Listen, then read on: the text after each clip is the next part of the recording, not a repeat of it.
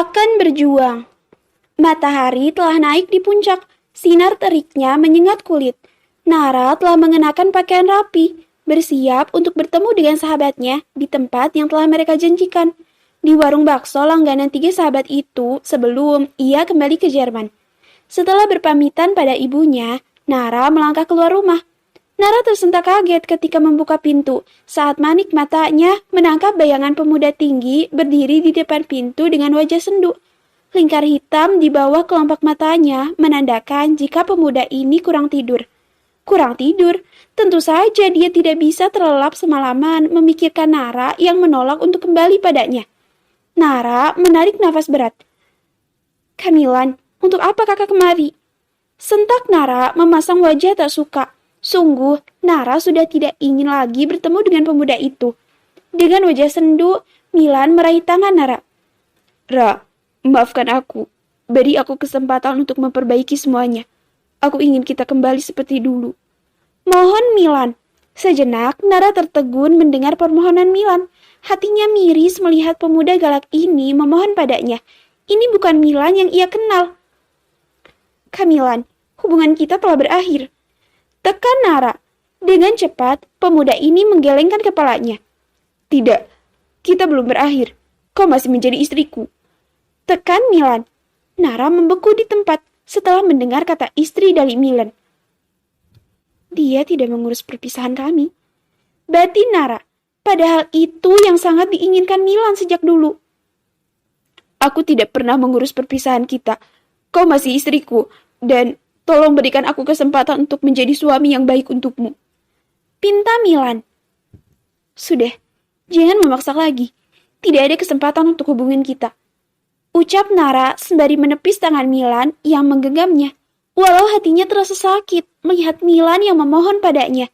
Bagi Nara, dia dan Milan tidak akan bisa bersama. "Aku harus pergi." Ucap Nara, melangkah cepat, dia harus menuju tempat di mana Chelsea dan Vino telah menunggunya. "Ra, Nara." Panggil Milan, namun Nara sama sekali tak berbalik. Rasa sedih kembali menyeruak dalam hati Milan. Lagi, dia mendapatkan penolakan dari wanita yang ia cintai. "Aku tidak akan pernah menyerah, Ra. Walau kau menolakku ribuan kali, aku akan terus mengejarmu." Ucap Milan dengan semangat. Dia akan berjuang demi cintanya. Nara telah berada di sebuah tempat makan, mengembangkan senyuman setelah netra coklatnya mengarah pada Chelsea. Ia pun segera mendekat. "Ra, kenapa lama banget sih?" Sembur Chelsea, si galak saat Nara telah duduk di kursi. Nara tersenyum. "Iya, namanya juga anak gadis," kata Nara dengan gaya centilnya.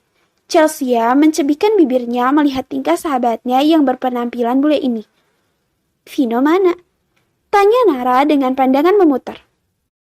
"Belum datang," jawab Chelsea malas. "Ayo kita pesan aja dulu, aku udah kangen sama bakso Mas Joko." Rengek Nara bak anak kecil. "Ya, baiklah." Mereka pun memesan makanan. Sembari menunggu, dua sahabat ini mulai berbincang. Chelsea meraih tangan Nara menatap wajah itu. "Maafkan aku, saat kau bersedih dan membutuhkan, aku tidak ada. Kau pasti sangat putus asa saat itu." Ucap Chelsea dengan manik mata berembun. Seharusnya dia bisa diandalkan Nara 2 tahun yang lalu. Nara menepuk tangan Chelsea agar sahabatnya itu tenang, mengusap air mata yang telah jatuh itu. "Saya sudah, semua telah membaik. Nanda juga sudah baik-baik saja." Jelas Nara dengan senyuman menghiasi wajahnya. "Ceritakan semuanya padaku." Rasa sedih Chelsea berubah menjadi penasaran. "Apa? Kemana saja kau selama ini?" desak Chelsea. Ada jeda sejenak dari Nara, lalu berkata pelan.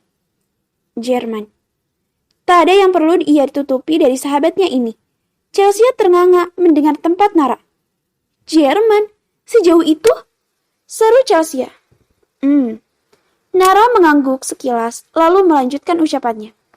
"Saat Nana kecelakaan, Vino membawa kami ke Jerman agar Nana mendapatkan pengobatan terbaik." Jelas Nara. "Vino?" "Iya, bukan hanya itu.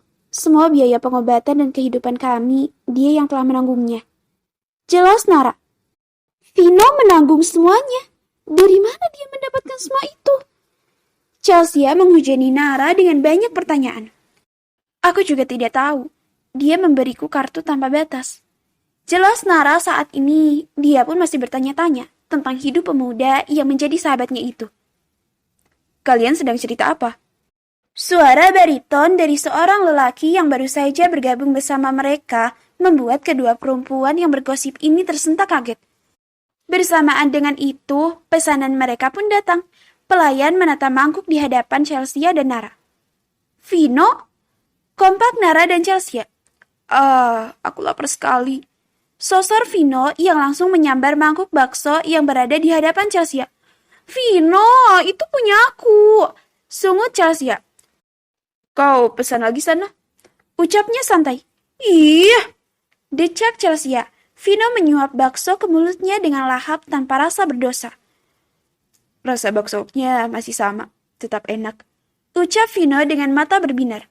Setelah 2 tahun, akhirnya aku makan bakso enak ini lagi. Nara dan Chelsea kompak menghela nafas panjang melihat tingkah Vino. Namun mereka sangat senang mereka kembali berkumpul di tempat ini lagi. Aku kenyang sekali. Ucap Vino mengelus perutnya. Ya iyalah, 3 mangkuk. Celetuk Chelsea. Nara dan Chelsea lalu saling tatap. Mereka masih penasaran dengan hidup sahabatnya ini. Vin, kemana saja kau selama ini? Tanya Chelsea, penasaran pada Vino. Vino terdiam. Raut wajahnya berubah datar. Oh, iya, hari ini aku harus kembali. Balas Vino. Kembali? Pekik Chelsea. Iya, Vin, kenapa harus kembali? Di sini aja, seperti dulu. Pinta Chelsea, seketika kehilangan semangat mendengar Vino akan kembali. Ada yang harus aku kerjakan. Kerja apa, Vin? Dan di mana? Sosor Chelsea. Udah, abang pergi mencari sebongkah berlian. Canda pemuda ini dengan kekehan. Vin! Kompak Nara dan Chelsea mengacak rambut pemuda itu gemas akan jawaban Vino. Aduh, sakit. Pekik Vino mengusap kepalanya. Vin, selama ini kau berada di mana? Tinggal di mana?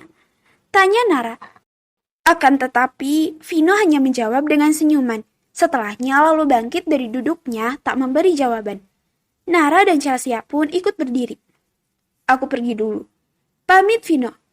Vin, jangan pergi. Kita akan sulit bertemu lagi. Rengek Chelsea bak anak kecil memeluk tubuh Vino. Sudah, aku benar-benar harus pergi. Aku akan datang saat kalian mengadakan pesta. Balas Vino mengusap punggung Chelsea. Vin, masa aku harus nikah lagi hanya untuk bertemu denganmu? Sungut Chelsea. Pelukan mereka terlepas. Vino lalu menonyor kepala sahabatnya ini. Ini anak otaknya emang udah gresek. Memangnya pesta cuma nikahan doang. Pesta kelahiran anak kalian lah. Sembur Vino. Aku pikir harus menikah lagi agar kau datang. Ucap Chelsea dengan cengiran. Saya baru juga nikah sehari udah mikir kawin lagi. Sela Nara. Oh, kirain. Vino dan Nara kompak mendengus memutar bola mata malas. Vino beralih memeluk tubuh Nara. Aku harus pergi, Ra. Titip salam untuk ibu dan Nana. Nara mengangguk dalam pelukan Vino. Terima kasih atas segala yang kau berikan padaku, terutama hidup Nana. Ucap Nara dengan kelopak mata basah.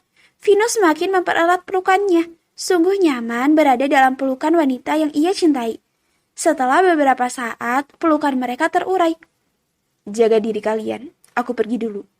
Pamit Vino. Pemuda ini pun melangkah cepat, menyembunyikan wajahnya yang sedih karena sekali lagi mereka harus berpisah. Vino telah pergi meninggalkan mereka. Kini tinggallah Nara dan Chelsea yang berada di warung bakso ini. Mereka masih ingin menghabiskan waktu untuk bertukar banyak cerita selama 2 tahun berat ini. Ra, apa kau sudah bertemu Kamilan? Tanya Chelsea, kali ini membahas kakaknya. Karena alasan pernikahannya adalah agar Milan dan Nara bertemu dan kembali bersama. Nara menjawabnya dengan dahman. Dia benar-benar tak ingin membahas Milan. Dia memintamu kembali bersama kan? Nara membalasnya dengan anggukan. Lalu, tanya Chelsea penuh harap. Lalu apa? Kami sudah berpisah. Tekan Nara yang telah menandatangani surat perpisahannya dengan Milan. Ra, aku tahu kau pasti sangat kecewa dan sakit hati karena ulah Kak Milan. Tapi Ra, sungguh dia benar-benar sangat menyesal karena telah melukai hatimu.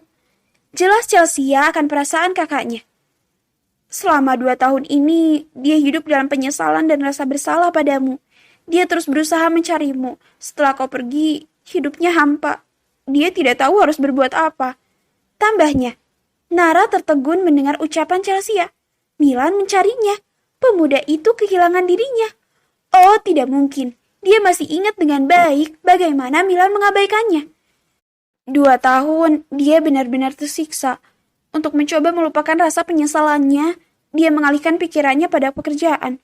Ia bekerja begitu keras.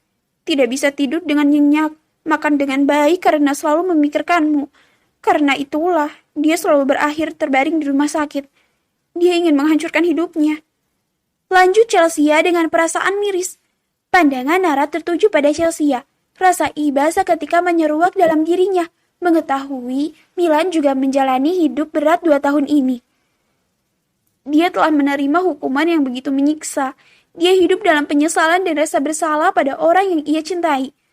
Bukankah itu lebih menyiksa, Ra? Nara hanya terdiam. Ra, aku mohon, kembalilah padanya. Mohon Chelsea dengan nada terendah. Saya, elak Nara. Kalian hanya salah paham. Jika memang ada yang harus disalahkan itu adalah aku. Aku kira bisa menyelesaikan masalah sendiri, membantu menyembunyikan Zialin yang sedang hamil. Seharusnya saat itu aku jujur. Ucapnya dengan air mata telah jatuh membasahi pipi. Kamilan benar-benar mencintaimu. Aku tak pernah melihatnya serapuh itu. Kami sudah berakhir. Tekan Nara menolak permintaan Chelsea. Ra, dia tidak pernah menceraikanmu. Dia masih suamimu. Suami. Nara terbungkam mendengar kata suami dari Chelsea. Hubungan mereka masih dalam ikatan suami istri. Tolong berikan dia kesempatan kedua, Ra.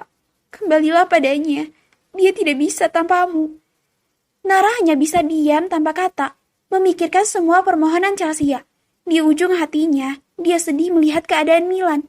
Namun tak dapat ia pungkiri jika belenggu-belenggu amarah dan kecewa juga masih melekat di hatinya untuk lelaki itu.